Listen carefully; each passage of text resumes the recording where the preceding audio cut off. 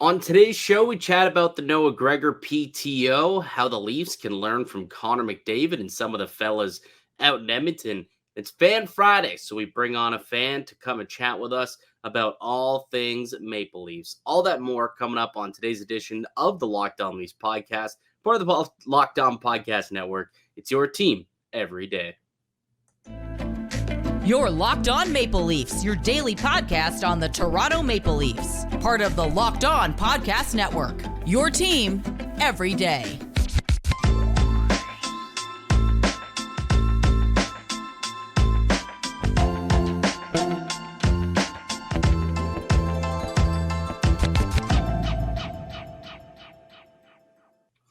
Hello and welcome into the Locked On Leafs podcast, a daily Maple Leaf-centric podcast hosted by myself, Mike DiStefano, and my co-host, Dave Morassutti. This episode is brought to you by the FanDuel Sportsbook. It's the official sportsbook of the Locked On Podcast Network. Make every moment more. Right now, new customers can bet $5 and get $200 in bonus bets guaranteed. Just visit FanDuel.com/lockedon to get started. I tell you, I got my FanDuel money already loaded up, and I had it working for me last night on the NFL kickoff. What about you? Did you get yourself reacquainted with FanDuel pretty easily last night? I did, not probably in the way I would have liked. I initially was like, maybe I'll dabble a little bit and think the Lions could pull off an upset in prime time. And I'm like, I've trusted the Lions before. They've broken my heart. So I thought a little bit too much with the heart than I did with the head. So I was at like an event though, and it was kind of interesting. They were giving out some free swag. So they gave out, I don't know, it was like, where is it here? A fanny pack, and then in the like this fanny thing, there was what else did they give away here? There was a Chiefs Super Bowl banner, kind of the one that Travis Kelce was playing with yesterday. But the real prize that I think were these fold-away glasses, which are pretty dope here, Dave. Check these things out. They literally like fold out. And they're not bad. They're not bad. Captain Morgan's, which is pretty solid rum drink. Not bad glasses. So that was my night. Probably was the best I did was the free swag, because just like you, I did not do very well on my FanDuel bets. I did get a Blake Bell anytime touchdown. I did hit on that one, which was pretty stoked to do. But although I will say that FanDuel had their, they usually like have the spread the love or stuff like that. So I did pick up some easy cash there. If you're not doing that, you're missing out on free money. Yeah, that was a free $45 for anyone who did that last night. And keep in mind, they're going to keep doing those. Like when the hockey season starts, they'll do some sort of, Maple Leafs. I remember last year, I think it was Leafs record one shot on goal. And, if you bet 50, you get 45. And obviously they're going to record a shot on goal. Same thing, when the Raptors, they record their first bucket, and that'll pay minus 110 on those bets as well. They typically have a max. Obviously, you can't bet $1 million and win, $500,000. I think it's like FanDuel go bankrupt. Yeah, but 50 usually, max, but like $20 or $50 max. But hey, take advantage when it's there. Certainly take advantage. Speaking of taking advantage, Dave, we'll shift into our Leafs chat for the day, and someone who's going to have to take advantage of the newly signed PTO he just signed is Noah Gregor. I did a little bit of a deep dive into Noah Gregor last night, just trying to, figure out what do I know about this player who signed a PTO a couple days ago with the Maple Leafs. And here's what I came up with, Dave. Versatile winger, 25 years old. He's got a little bit of size to him, 6 foot, $190. Spent parts of 4 seasons with the San Jose Sharks. Last year had 10 goals and 7 assists for 17 points in 57 games, but registered 119 shots on goal. So, pretty shooter happy player. Had 97 hits in those 57 games, 34 blocks, averaging just under 13 minutes a game, 12.58 did have a hat trick last year against the Arizona Coyotes. If I'm not mistaken, the Maple Leafs still have yet to beat the Arizona Coyotes on home ice since like 2002. So if this guy's having success against the Yotes, hey, maybe that's worth signing this guy. He is the Noah Gregor. Right, maybe he's the answer to their Coyotes problem on home ice potentially. But over the course of his career, he's got 26 goals in 178 games, 51 points in total. He's got 3 fights under his belt as well. Had a nice tilt with Connor Murphy last year, who's a pretty big dude, 6'4", 220 defenseman for the Chicago Blackhawks. So he's got a little bit of an edge to him as well. Incredibly speedy winger. I think that's the one thing that I picked up on, and I've known this by watching him play in San Jose for a while. And what I gathered when I kind of saw people talking about Noah Gregor was speed for days, but can't hit the net to save his life, is essentially Noah Gregor in a nutshell. So the first person I thought of was, so do we have Michael Grabner back here or something? Remember that was Michael Grabner. Speed for days. Don't remind me. But he was so jinxed, he just couldn't put the puck in the back of the net. I think Grabner was more of a natural scorer than Noah Gregor was. Noah Gregor, more of a depth piece, fourth line type of guy who, can maybe grind a little bit more. But if he could use that speed to help establish a forecheck in the offensive zone from a fourth line position, I think that would be very beneficial for him in the preseason if he could show that he could do those kinds of things. Generates good looks for himself. He's averaging over 2 shots a game last season, but lacks finish, just a 8.4% shooting percentage, which is fairly low. You're looking at like Alex Kerfoot level shooting percentage here when it comes to Noah Gregor. So just to put that into perspective for you. So it looks like this guy can generate some looks for himself due to his speed, but often does he miss the net. He had 629 shot attempts throughout his career. Only 368 of them actually went on goal. So only 58% of his career shot attempts have actually been on goal. So we'll see what we get out of Noah Gregor, but he is coming in, signing this PTO. He'll have a lot of competition in camp, not guaranteed a spot, obviously.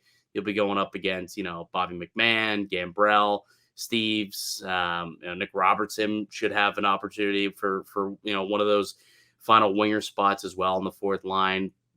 You could toss Lafferty and Reeves into that conversation as well, perhaps. So he's got his work cut out for him. But a no risk PTO signing, in my opinion. I'm a fan of bringing him into the fold to see what he's got. Yeah, I mean, I think the bottom 6, there's a lot of question marks on where are you going to get offense from, and what's the kind of identity of the bottom 6.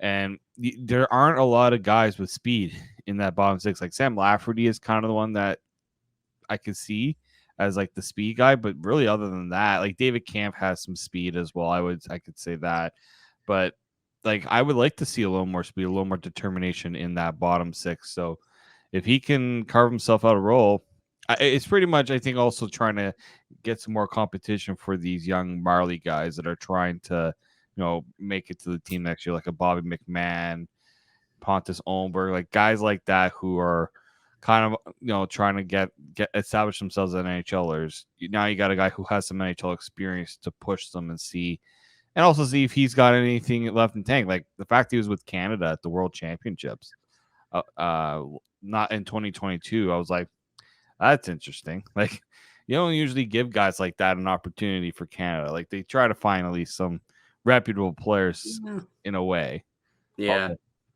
World Championships, it's often a Frankenstein roster at the World Championships these days, I find. But yeah, just like Noah Gregor doesn't really like spark like I could see him making a Team Canada roster, right? But still, like it's a good accomplishment for him, and I'd like to see, if that speed can finally translate to something. Maybe playing with some more offensively gifted players might help too, right? Because in San Jose, I think he was playing a lot with like Nick Bonino, which like Nick Bonino years ago would have been a perfect line mate to have, but nowadays he's a little up there in age. So like, Yeah, I mean, who his line mate may end up being like Ryan Reeves though, so it's not like he's coming here and he's gonna be playing with Austin Matthews sure. or William Nylander, right? So he's still gonna have to create for himself, and luckily with the speed, he's been able to do that, throughout his career. If he could just finish a little, like bring that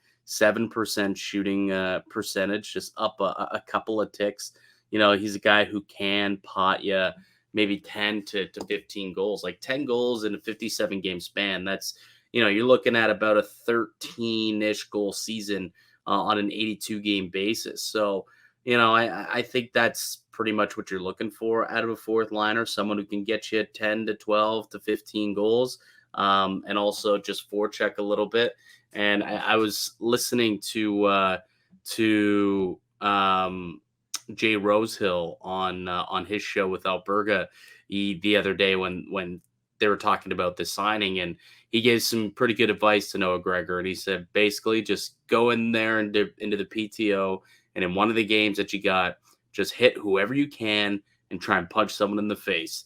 If he can do that, that was the advice from Jay Rosehill. If he could do that, Brad Treliving will almost be forced to hand this guy a contract at the end of the day. So, we'll see what happens with him. All the best to Noah Gregor and the PTO. I'm excited for camp to start up here pretty shortly in the next couple of weeks, and maybe we'll get a glimpse at what Noah Gregor can bring to the Maple Leafs. On the other side, Dave, there's this story going around in Edmonton about what Connor McDavid is mandating out there. And I just want to have a discussion about whether or not you think, the Leafs could learn from McDavid from stuff like this. So we'll get to that in just a moment. But before we do, let me tell you about one of today's show sponsors. It is our friends over at FanDuel. Football season is kicked off last night, and FanDuel is giving you a chance to win all season long, because right now you can bet on a Super Bowl winner, and you can get bonus bets every time they win in the regular season. So, for example, if you would have picked the Detroit Lions, you'd have got yourself an extra $5 last night in your winnings just because of that victory. Just pick any team to win the Super Bowl, and you'll get bonus bets for every win. You can use those bonus bets on spreads, player props, over-unders, and more. So visit FanDuel.com/lockedon and start earning bonus bets with North America's #1 sportsbook. That's FanDuel.com/lockedon. Welcome back into the Locked On Leafs podcast. I'm Mike DiStefano with Dave Morassutti. We are a daily Maple Leaf-centric podcast. We got shows coming out Monday through Friday starting next week or the week after. Maybe starting September 18th, I believe. Okay, so the week after, we're back to a 5-day-a-week show schedule. So, we're getting close, man. Getting real close to the start of training camp here. And I think actually that is the same week. Actually, no, it starts this week, or next week rather. The prospect tournament in Traverse City starts up next week too. I almost forgot about it when somebody was talking. I was talking with Ross on the national show about it. He was talking about the Senators prospect camp. And I'm like, oh yeah, that's coming up before training camp, isn't it? So excited for that, to be able to see some of the prospects. Some of the young guys will be playing there. So that'll be next week. We'll get into it more next Tuesday or Wednesday, probably, or next Wednesday, rather. I think we'll kind of do a little preview on that one. But speaking of camp, Dave, did you hear the story out of Edmonton where Connor McDavid mandated that the team the entire team shows up in Edmonton early and get in some skates as a team prior to the start of training camp? 2 weeks out, these guys are now skating together as a unit, as a team, collectively, with 2 weeks left in their offseason. They all kind of said, hey, we're buying in, and we're going to go in there, and we're going to take care of business, essentially. You like this? You like this from Connor McDavid? Like I don't mind. Well, I mean, you got to be, I guess, cognizant of guys' travel plans, getting to the skates and stuff like that. But I don't mind when your captain is the one kind of saying, "All right, like we need to show that we mean business this year," right? Like you see players doing skates with other teams and guys on other teams. Like I know Marchand usually does like the Crosby, McKinnon. They're usually doing their skates there, but I think it says something about the leadership that McDavid has and just how much he really wants it, right? Like let's, we've had good regular seasons, but we need to, get ourselves together as a group. So, my question to you, Dave, is shouldn't the Leafs have the same mindset, pal? Well, I mean, yeah, every team should have the same mindset. I think when you look at, what's gone wrong, I mean, with so many changes happening this year too, it would be nice if these guys were to, get on the same page right off the hop. You know what? It doesn't even have to be like huge like scrimmages that they do. Just at least break the ice so that when you're going to training camp, you're not there's going to be some of that. Obviously, they always in some way break in the new guys, but yeah, get it going now. Like players are already doing these skates right now. It's not like guys are still trying to enjoy the last bit of summer. No, like they understand that they need to come to training camp ready to go. Not training camp. I'll throw the skates on and I'll be ready to go. No. These guys are already in almost close to training camp shape. Like it would be nice if they did that. I think that's on, obviously John Tavares is supposed to be the guy that kind of gets that together. He's been doing scrimmages this summer too. Like it's not like he's just been sitting around not doing anything. He has been participating in a few charity events, and I saw that he was doing some scrimmages. But it'd be nice if John Tavares would say, "Hey guys, let's break in the new guys. Let's run some ice and let's get it done." Yeah, I mean, I think it's different when you're just kind of getting on the ice and you're playing these scrimmages as opposed to some informal, technically like team skates though. Like here's what McDavid had to say when asked about this. He said, "I think it says a lot about where a group is. Everybody is dialed in. Everybody is super motivated. Everyone is determined, and everybody is in it together."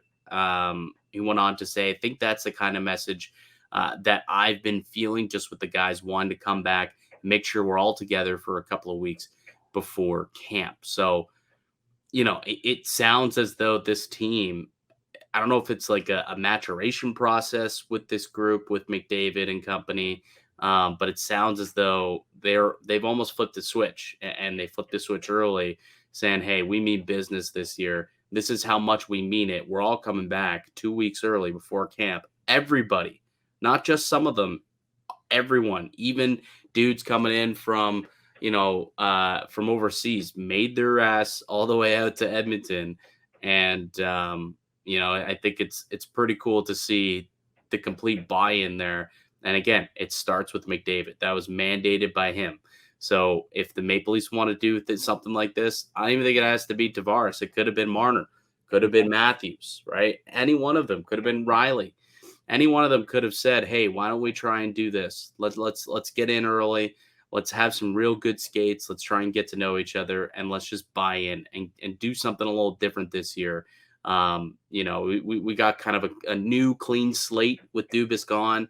It's a bit of a different situation. Let's get off on the right foot here. And, I think that hopefully, we see this team do some things like this, like we're seeing McDavid do with his group with the Maple Leafs at some point here. But yeah, I just thought that it was really interesting. And in the back of my mind, I just was thinking to myself, man, it'd be nice if, one of those Maple Leafs core guys, had the passion to do something like this, It would be, and that's we're gonna talk to Sam on our Fan Friday here, and I think a big thing about what this Leafs team needs is that business-like approach to the playoffs, right? What are we gonna do? What are we gonna do different, right? What are we gonna do to kind of show that we want to take that next step? as a group, right? And this would be a nice one just to kind of say, hey, you know what, the way that last year went didn't sit right with us. We want to make sure we get a jump and a head start on things. And look, in past years, we've seen Leafs Leaf scrimmages done at the Ford Performance Center where the media then get to talk to guys. I'm sure that's going to come, but it would be nice if one of the players did come out and already kind of try to organize that, so it's already said and done, right? So that we're not seeing like maybe 3 or 4 guys, or maybe even like 6. I like to see more of the guys there, right? Like to see, someone like William Nylander. Let's see Willie put it together, right? I know that he's dealing with the contract stuff, but he doesn't seem to be the one handling it firsthand. So he could also organize a skate, and maybe that'll get some Leafs players going, ooh, Willie's putting this together. Let's get it going. Like, that'd be nice to see. Yeah, it would be. Speaking of William Nylander and his contract situation, I got a take on that, but I'm not going to tell you what it is today. I'm going to tell you guys what it is on Monday on our next show, because that's going to do it for us here today on the pod. Actually, no, we're going to do the Fan Friday. That's coming up, right? Peek behind the curtain. We did the Fan Friday interview prior to this chat, so disregard me saying that that's it. We still got Sam Rowe, our fan. What are we doing here? We still got another about 10 minutes here to go. I know. That does it for our chat with you and I. But coming up next is Sam Rowe with Fan Friday. Welcome back into the Locked On Leafs podcast. I'm Mike DiStefano. I've got Dave Morassutti, my co-host, with me today. And it's Fan Friday. And as we like to do here throughout the Friday off seasons, we've got one of our fans, one of my biggest fans on the show, actually. It's my good buddy, Sam Rowe, Sammy Samster. What's going on, buddy? How you doing? What's going on, everybody? How are we living today? Happy Friday. Happy Friday indeed. So first and foremost, you're one of the biggest Leaf fans that I know. For those who don't know who Sam is, and probably don't, but Sam and I lived together for a couple of years, and we used to watch the Buds together. A couple Buds watching the Buds. But overall, throughout your lifetime, Sammy, what are some of your favorite memories of being a Leaf fan? Oh, it's probably family and friend related, just hanging out with you, watching the Buds, getting a Matthews jersey from my dad. And then my brother got a Marner jersey for Christmas one year. And, that was kind of a special memory, just wearing the blue and the white. And probably drafting Austin Matthews first overall was a pretty special memory, especially his first game ever as a Maple Leaf. I know we were all losing it against the Sens there, and that was a pretty special memory. So hopefully more to come in the playoffs next year. But I'd probably say, for the most part, family and friend related. I love the way the Leafs bring us all together.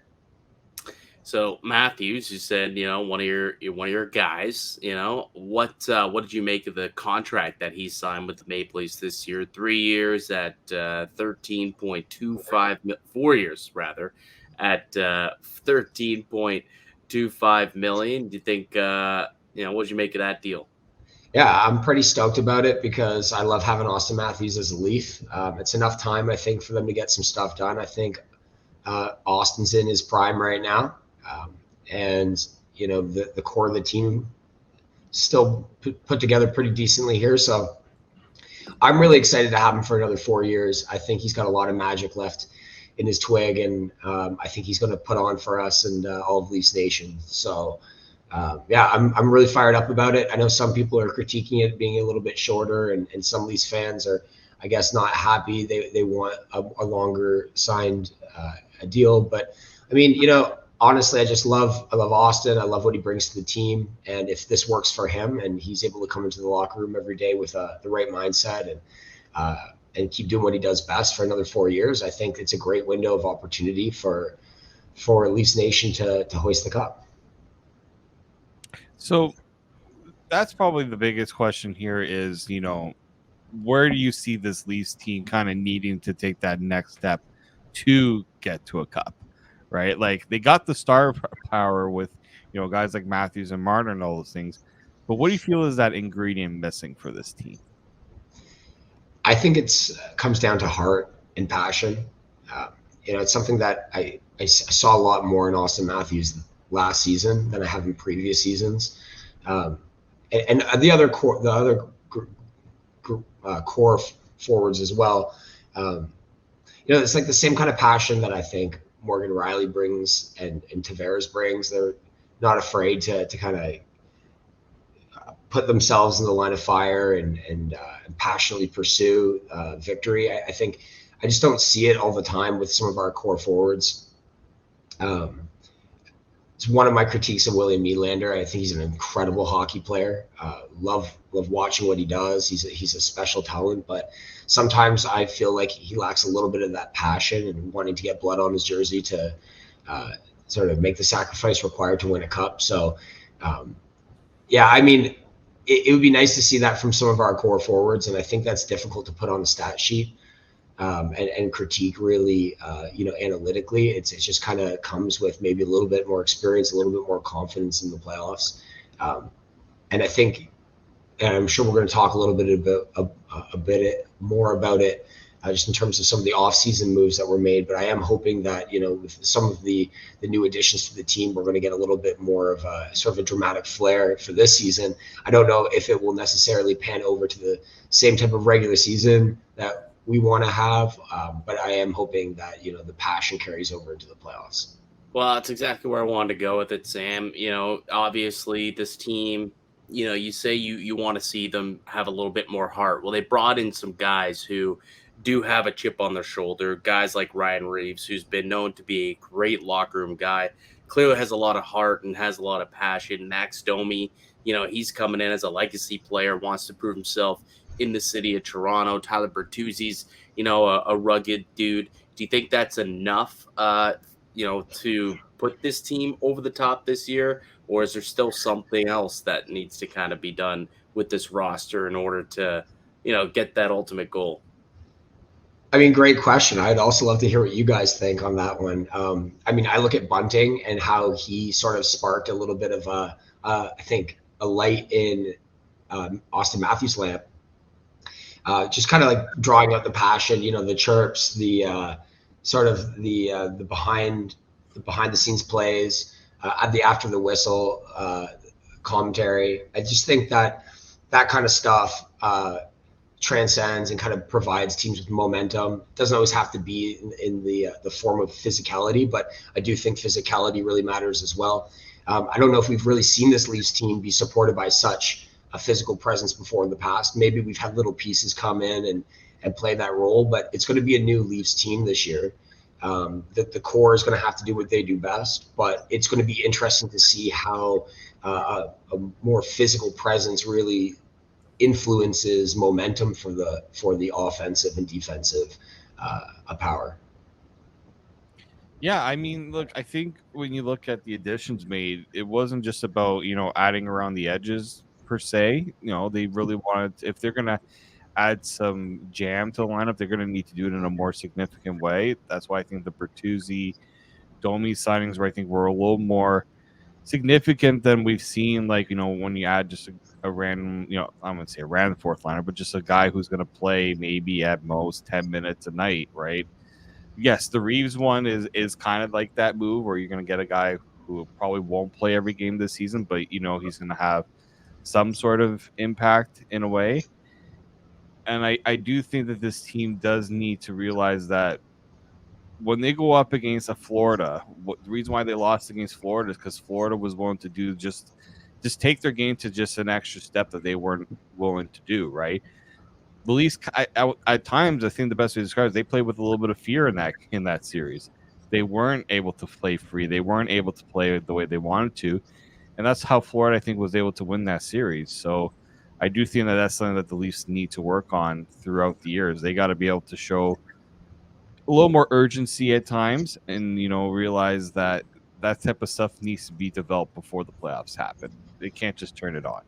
Yeah, I want to jump back in there for a second. I agree. I think that, it's a pretty random game as it is. It's very difficult from an analytics perspective. You can to kind of predict. Hockey's a difficult to forecast sport because of how fast it is, how fast pace the sport is, and all the randomness that can really occur within the rink.